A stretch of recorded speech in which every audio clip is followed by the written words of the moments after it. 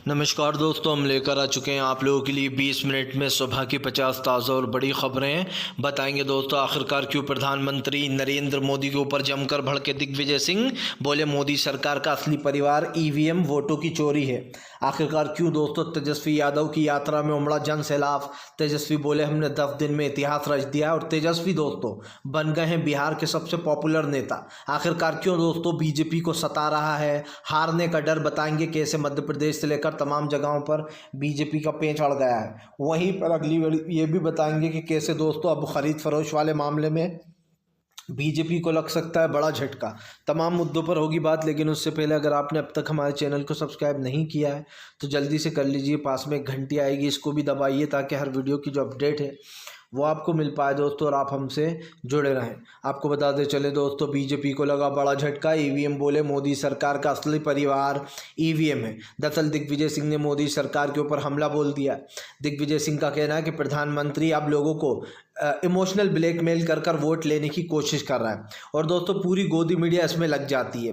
कल हमने देखा कई जगहों पर ऐसी रैलियां भी निकाली गई कि अब के 400 पार। लेकिन सबसे बड़ी बात यह है दोस्तों कि बीजेपी में जो सबसे मास्टरमाइंड इंसान है वो दो लोग हैं। वो है गृह मंत्री अमित शाह और इस देश के माननीय प्रधानमंत्री नरेंद्र मोदी। प्रधानमंत्री को रोने की एक ऐसी कला आती है दोस्तों, आंसू बहाने की, कि वो लोगों को इमोशनल ब्लैकमेल करके वोट लेते हैं। अब आप समझिए, अगर आप मूर्ख हैं तो आप इस रोने में ज़रूर फंस जाएंगे। आपको लगेगा नहीं यार प्रधानमंत्री तो रो रहे हैं, बड़े अच्छे इंसान हैं। लेकिन पिछले 10 सालों में धर्म के नाम पर क्या हुआ ये सबने देखा है। आज अगर 26 जनवरी होती है तो लोग दोस्तों जय श्री राम के नारे लगाने लगते हैं। 15 अगस्त होती है, जय श्री राम के नारे लगने लगते हैं। मस्जिद के सामने से गुजरते हैं, जय श्री राम के नारे लगने लगते हैं, झंडे लगा देते हैं भगवाधारी। और चर्च के सामने से गुजरते हैं, भगवाधारी झंडे लगा दिए जाते हैं। तो ये समझ में आ रहा है कि अपने धर्म को प्राइवेसी देकर जो बेचारे बाकी के धर्म है उन सबको टारगेट किया जा रहा है। और यही कारण है जो इस सरकार को हटाना इस एक वजह से बहुत ज़रूरी हो गया है, क्योंकि जब धर्म पर राजनीति हो तो ये देश के लिए ख़तरनाक है। आपको बताते चले दोस्तों, फिलहाल भारतीय जनता पार्टी और पूरी गोदी मीडिया चलाती है प्रोपेगेंडा। जी हाँ, संजय रावत ने बीजेपी पर निकाली भड़ास। दरअसल आपको बताते चले, संजय रावत ने बीजेपी के ऊपर हमला बोल दिया। संजय रावत का कहना है कि जिनको आपने पब्लिक सेक्टर बेचे हैं, जिनको LIC बेची है, जिनको बैंक बेचे हैं, वो है आपका असली परिवार। संजय रावत ने कहा कि दरअसल बीजेपी को इस बात का डर लग रहा है कि वो चुनाव हार जाएगी, इसीलिए अब मोदी जी जो है वो नई नई योजनाएं खोजने में लग गए हैं। यही नहीं, उन्होंने सवाल उठाते हुए कहा कि फ़िलहाल भारतीय जनता पार्टी सिर्फ देश को एक तरीके से दोस्तों ख़त्म करने की कोशिश कर रही है। संजय रावत ने कहा कि सबको दिखाई दे रहा है कि फ़िलहाल जब इस सब से काम ना बने तो फ़िलहाल लोगों के सामने रोने लगो ताकि वोट मिल जाए। दोस्तों जाहिर सी बात है, जब सरकार पर ऐसे सवाल उठेंगे तो सरकार को उन सवालों के जवाब तो भाई देना होंगे। लेकिन मुझे एक चीज़ ज़रूर पता है कि ये सरकार दोस्तों पूरी तरीके से बौखला गई है। इस सरकार को समझ में नहीं आ रहा है कि वो करे तो क्या करे। आपको बता दें चले दोस्तों, भारतीय जनता पार्टी के ऊपर जमकर गरजते हुए नजर आए राहुल गांधी। राहुल गांधी बोले इस देश के युवा का सपना तोड़ा है। युवा इतनी मेहनत से अपने एग्ज़ाम की प्रिपरेशन करता है, तैयारियां करता है, उसके बाद खबर आती है कि पेपर लीक हो गया। आपको बता दें, राहुल गांधी ने सवाल उठाते हुए कहा कि इतना बड़ा प्रशासन भी पेपर लीक को रोक नहीं पाता है, क्योंकि पेपर लीक करने वाले दोस्तों खुद बीजेपी के नेता होते हैं। आपको बता दें चले दोस्तों, कभी कभी तो ये भी आरोप लगे हैं बीजेपी के ऊपर कि पेपर जानबूझकर लीक करा दिया जाता है ताकि भर्तियां ना देने पड़े, जॉब ना देनी पड़े। मतलब सरकार खुद ही ये कराती है जानबूझकर। आपको बता दें, इस पर कई बार सवाल भी खड़े हुए हैं। एक बार फिर से ये सवाल उठ गया है कि आखिरकार सरकार की इतनी कड़ी बंदोबस्त के बावजूद दोस्तों 2 दिन पहले पेपर लीक कैसे हो जाता है। इस पर राहुल गांधी ने सवाल उठाया। राहुल ने साफ कहा कि इससे सरकार की मंशा का पता चलता है।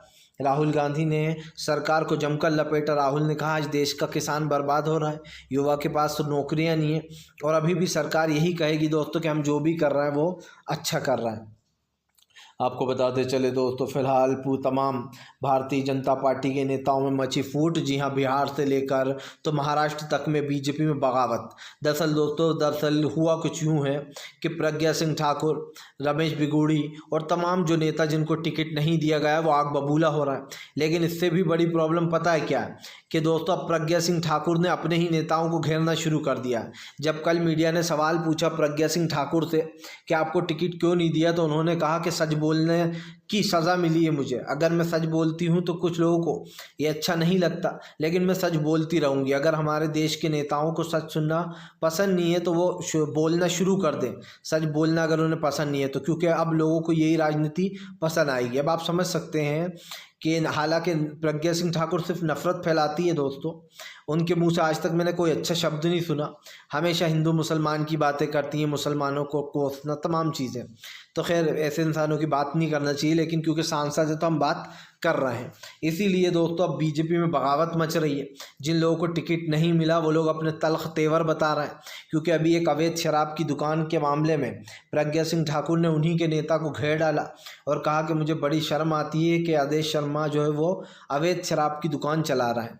जिससे साफ पता चलता है दोस्तों कि मोदी सरकार जो कहते हैं कि मोदी के आने के बाद पार्टी में कोई कलह नहीं होती, एक के बाद एक लोग दोस्तों पार्टी छोड़कर क्यों जा रहा है, क्यों जो है इधर से उधर पाला बदल लेते हैं। फिर आपको बताते चले दोस्तों, फिलहाल भारतीय जनता पार्टी के ऊपर जमकर भड़कते हुए नजर आए तेजस्वी यादव। तेजस्वी यादव बोले कोई अपने परिवार के साथ ऐसा करता है क्या? अगर प्रधानमंत्री कहते हैं कि ये देश उनका परिवार है तो मणिपुर जलता रहा, प्रधानमंत्री ने 3 महीने तक क्यों कुछ नहीं कहा?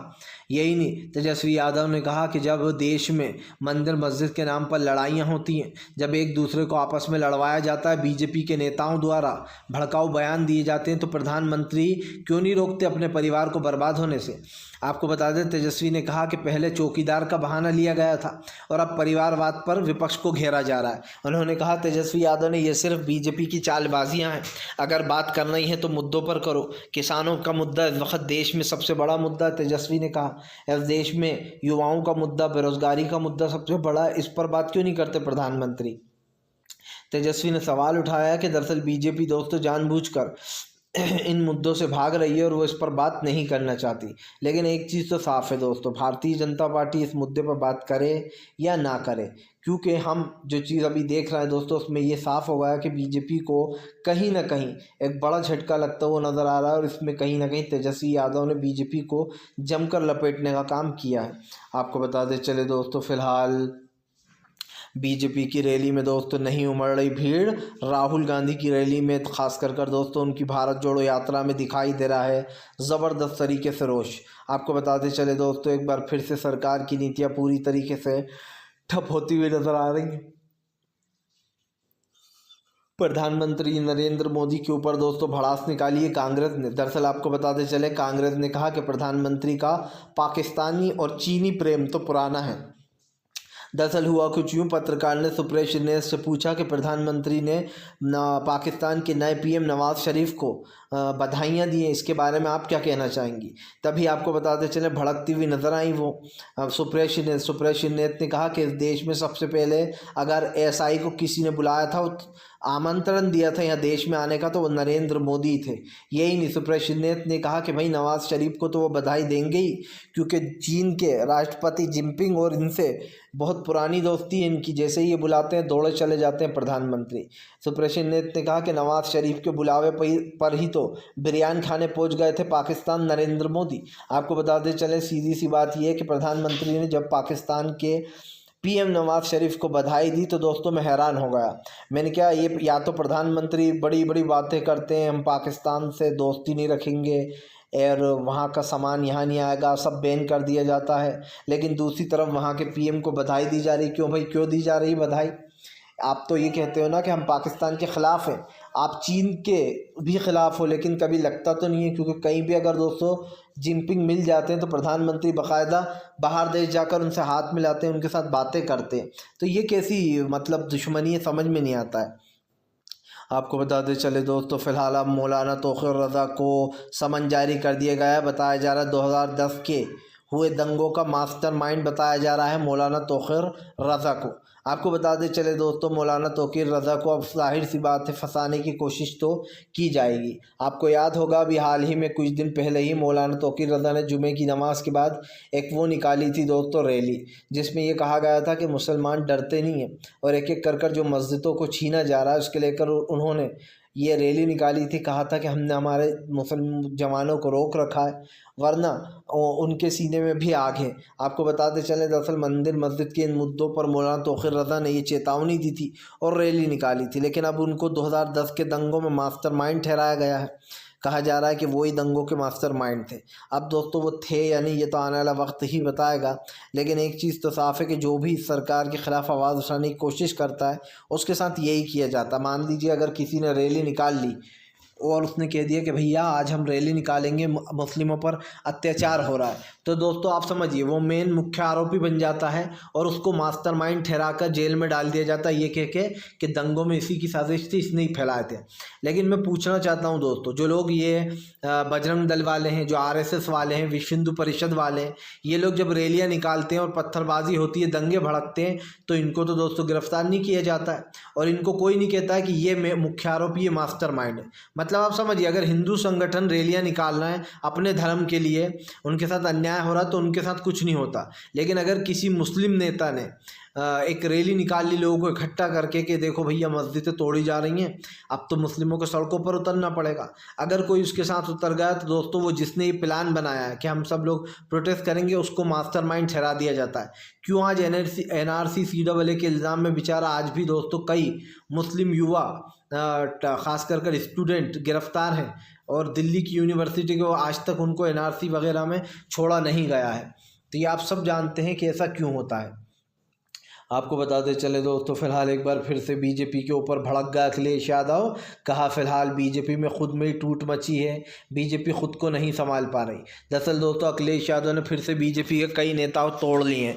जी हाँ, आपको बताते चले बीजेपी के कई नेता अखिलेश यादव के साथ चले गए और अखिलेश की पार्टी में शामिल हो गए। अखिलेश यादव जोड़ने तोड़ने का सिलसिला अब नहीं छोड़ना है। सबसे बड़ी बात यह, बीजेपी ने दोस्तों अखिलेश के 3 बड़े विधायकों को ख़रीदने की बात कही थी, लेकिन यहाँ पर अब मुश्किलें इनकी बढ़ती हुई नज़र आ रही हैं, क्योंकि हम आपको बताते चलें दोस्तों फिलहाल ये बात साफ़ हो गई है कि अब काफ़ी कुछ जो है यहाँ पर चेंजेस हमें देखने को मिल सकते हैं।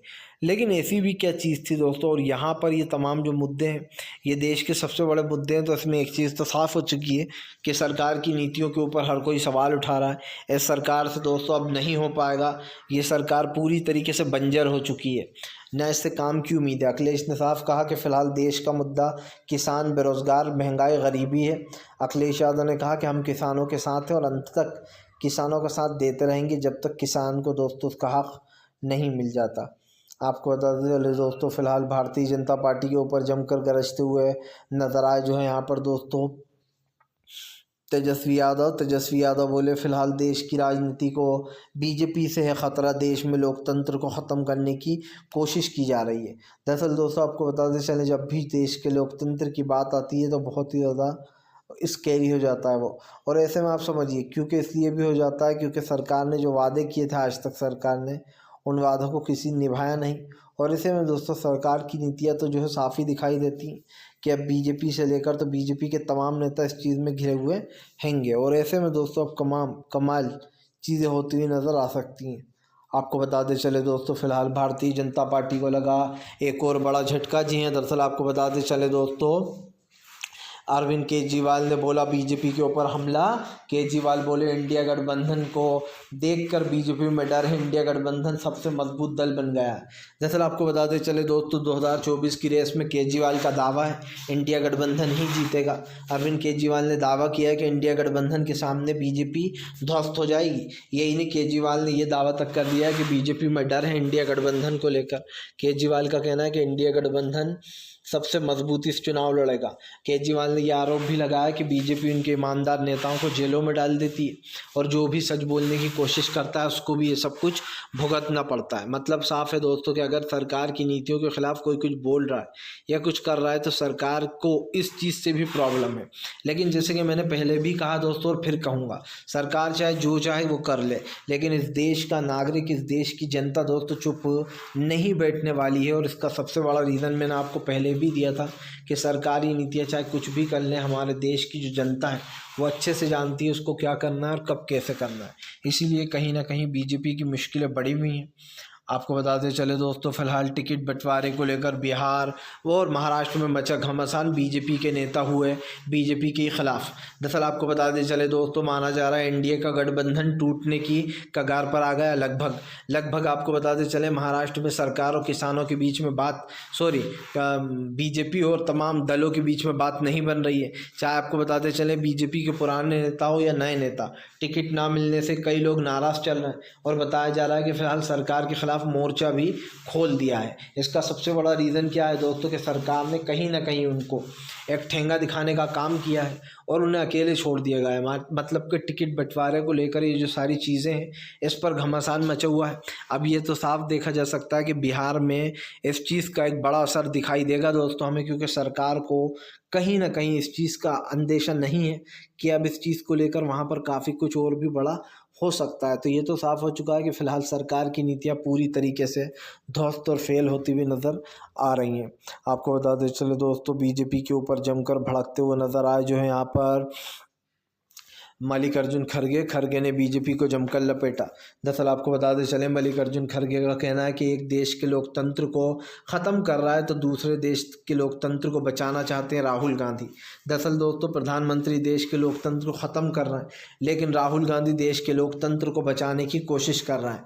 गृह मंत्री अमित शाह कहते हैं कि राहुल गांधी को सोनिया गांधी कितनी कोशिश कर ले तीसरी बार भी, लेकिन वो राहुल गांधी को इस देश का पीएम नहीं बना पाएंगे। दोस्तों आप समझिए, राहुल गांधी तो एक पढ़े लिखे इंसान है, वह देश के पीएम बनेंगे तो देश के लिए कुछ अच्छा ही होगा। लेकिन नरेंद्र मोदी पढ़े लिखे बिल्कुल नहीं है दोस्तों, और उनको ये भी नहीं पता है कि देश को कैसे चलाना है, और उसके बावजूद भी वो देश को चला रहा है। प्रधानमंत्री के कुछ बड़े बड़े ऐसे फैसले हैं जिनके ऊपर सवाल उठते हैं, और आम आदमी पार्टी तो हमेशा ही आरोप लगाती है कि एक चौथी पास राजा को सत्ता सौंप दी गई है। लेकिन सवाल सिर्फ ये नहीं है दोस्तों कि चौथी पास राजा है पांचवी पास राजा। सवाल ये है कि राहुल गांधी दोस्तों देश के लिए आप देख लेना, ना सिर्फ एक अच्छे पीएम साबित होंगे, बल्कि अगर राहुल गांधी को दोस्तों पीएम का चांस मिलेगा तो राहुल गांधी बताएंगे कि देश में कैसे राजनीति होती है और कैसे प्यार मोहब्बत से चला जाता है। प्रधानमंत्री हो या गृह मंत्री अमित शाह, किसी में इतनी अकल नहीं है दोस्तों जितनी राहुल गांधी में है। आपको पता है राहुल गांधी हार्वर्ड यूनिवर्सिटी से पढ़े हुए हैं, और हार्वर्ड यूनिवर्सिटी विदेश की सबसे बड़ी यूनिवर्सिटी है दोस्तों अमेरिका की। यही नहीं दोस्तों, राहुल गांधी ने कहा था कि इस देश में कोरोना आएगा। बीजेपी ने मजाक उड़ाया था कि राहुल गांधी लोगों में भ्रम फैला रहा है, लेकिन क्या हुआ, कोरोना से लाखों लोगों की मौत हुई। राहुल की बात सच हुई। राहुल गांधी ने कहा था जो लोग अडानी के शेयर में पैसा लगाते हैं ये बहुत रिस्की है। क्या हुआ दोस्तों, अडानी की पोल खुल गई, उसके शेयर रातों रात बर्बाद हो गए, लोगों के पैसे डूब गए। राहुल गांधी ने कहा था कि फिलहाल सरकार को दूसरी लहर आने वाली है, तब भी सरकार ने राहुल की बात नहीं सुनी और फिर कोरोना में हज़ारों मौतें हुई। राहुल ने किसान आंदोलन के काला बिल बताया था, क्या हुआ, किसान सड़कों पर उतर गए और सरकार की फजीहत हुई। ऐसी कई चीज़ें दोस्तों जो राहुल गांधी ने दावे किए। राहुल ने पेटीएम का दावा किया था कि पेटीएम नहीं है, ये तो मोदी पेटीएम है, मोदी टू पे। तो आप समझ लिए वही हुआ, पेटीएम ने लोगों को किस तरीके से लूटा सबने देखा। तो तमाम बातें राहुल की सच हुई हैं। आपको बताते चले दोस्तों, फिलहाल भारतीय जनता पार्टी के ऊपर जमकर गरजते हुए नजर आए असदुद्दीन ओवैसी बोले राजनीति के लिए बीजेपी कुछ भी कर सकती है अपने फ़ायदे के लिए। देश को कहीं ना कहीं दोस्तों मुसीबत में डाला जा रहा है। सबसे बड़ी बात यह है दोस्तों, देश की राजनीति को ख़तरनाक किसने बनाया है? कौन है जो देश में दोस्तों महंगाई, गरीबी, बेरोजगारी जैसे मुद्दों को लाकर कहीं ना कहीं देश में एक दोस्तों माहौल बना रहा है? हम सिर्फ ये नहीं कहते दोस्तों कि देश में राजनीति हो रही है, हम ये भी कहते हैं कि देश की राजनीति दिन ब दिन ख़तरनाक होती चली जा रही है। और इसका सबसे बड़ा रीज़न है दोस्तों भारतीय जनता पार्टी। बीजेपी चाहे कितनी ही कोशिश कर ले दोस्तों, एक चीज़ तो साफ़ है कि हमारे देश की जो राजनीति है वो अब बीजेपी के ऊपर भारी पड़ेगी। आज नहीं तो कल आने वाले समय में बीजेपी को इस चीज़ का एहसास ज़रूर होने वाला है, और आप लिख कर ले लीजिए दोस्तों। फ़िलहाल दोस्तों हम तो यही कहेंगे कि अगर आपको सच में लगता है कि आप तक दोस्तों हम सच्ची खबर पहुंचाते हैं तो ज़्यादा से ज़्यादा दोस्तों वीडियो देखा करिए, रोज़ देखा करिए जिस टाइम पर हम अपलोड करते हैं, ताकि दोस्तों हमारे जो मेहनत है वो रंग लाए। क्योंकि मैं देख रहा हूँ कई लोग जो है यहाँ पर अब तक सच्ची न्यूज़ों को सुनने के में असमर्थ रहते हैं दोस्तों। वही न्यूज़ हम आप तक पहुँचा रहे हैं ताकि आपको सच पता चले और आप सच्ची